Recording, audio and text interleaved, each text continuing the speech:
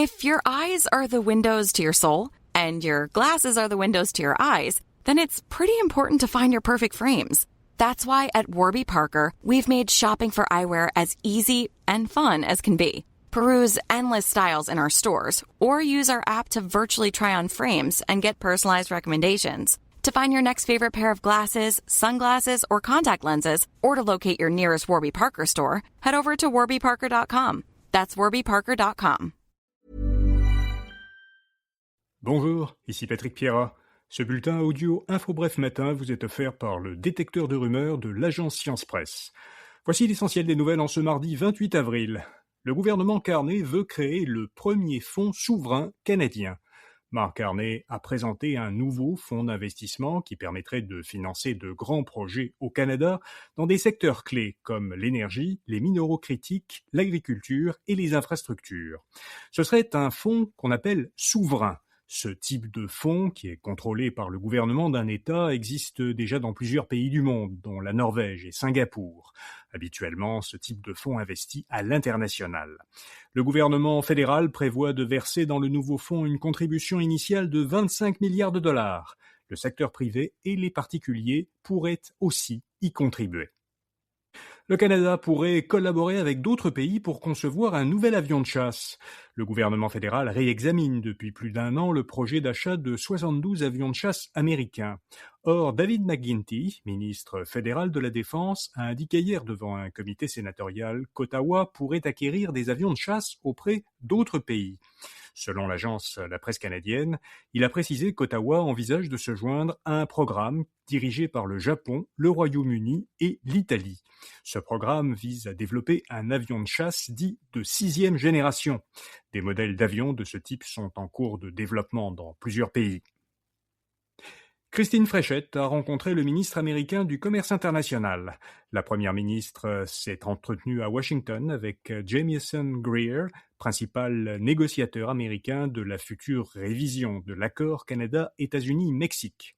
Christine Fréchette a dit qu'elle avait souligné lors de cette rencontre, qui n'avait pas été annoncée, que la révision de l'accord commercial ne pouvait pas se faire au détriment des industries québécoises ni de la protection de la langue française.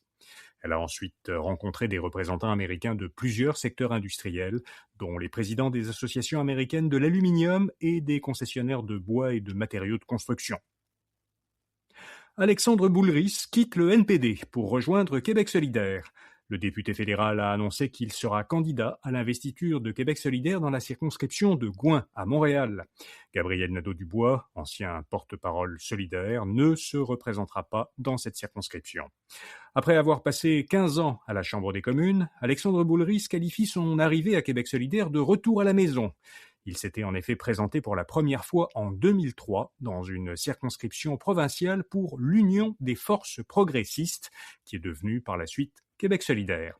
Boulris était le seul député québécois du NPD. Les néo-démocrates ne seront donc plus que 5 à la Chambre des communes. Un mot maintenant de notre commanditaire. Qui dit bébé dit nuit fragmentée et bien des conseils inutiles.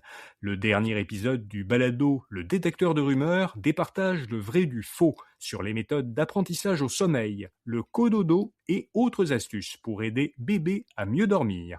À voir et à écouter sur votre plateforme préférée. Vous trouverez un lien dans les notes de cet épisode. Le salaire minimum au Québec va augmenter vendredi de 50 cents. Il passera de 16,10 à 16,60 $ l'heure. Le gouvernement estime que cette augmentation de 3,1% bénéficiera directement à 260 000 personnes.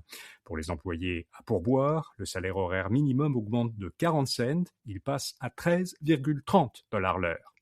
Metro offrirait les prix d'épicerie les plus bas. La firme américaine Innovar Marketing a récemment lancé le site Grocery Pulse qui analyse les prix en épicerie dans plusieurs grandes villes canadiennes.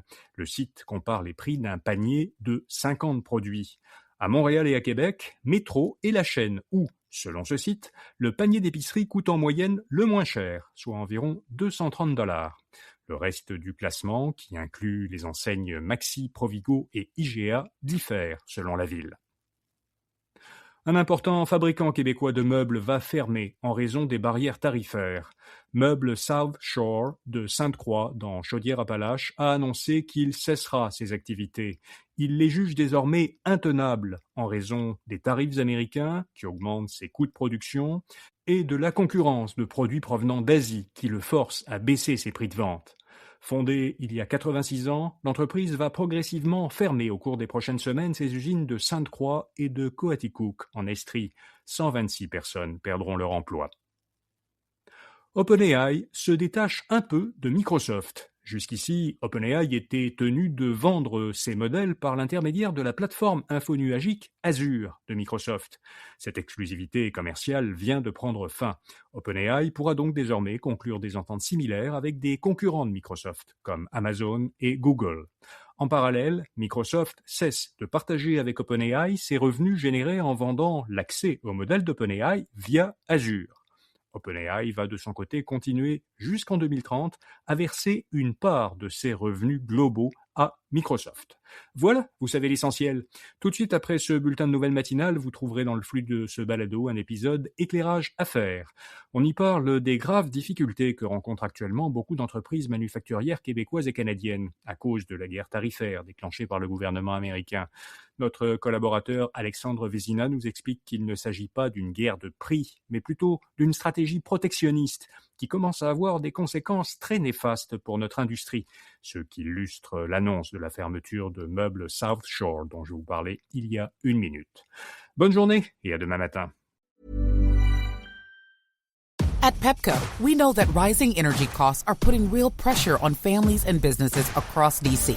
Since we don't control most of your bill, we're focused on all we can do to help our customers. Providing assistance through our Customer Relief Fund, investing in reliability to reduce outages and costly repairs, and advocating for long-term solutions. That's how we're helping customers today and strengthening the system for tomorrow. Learn more at pepco.com/energy costs.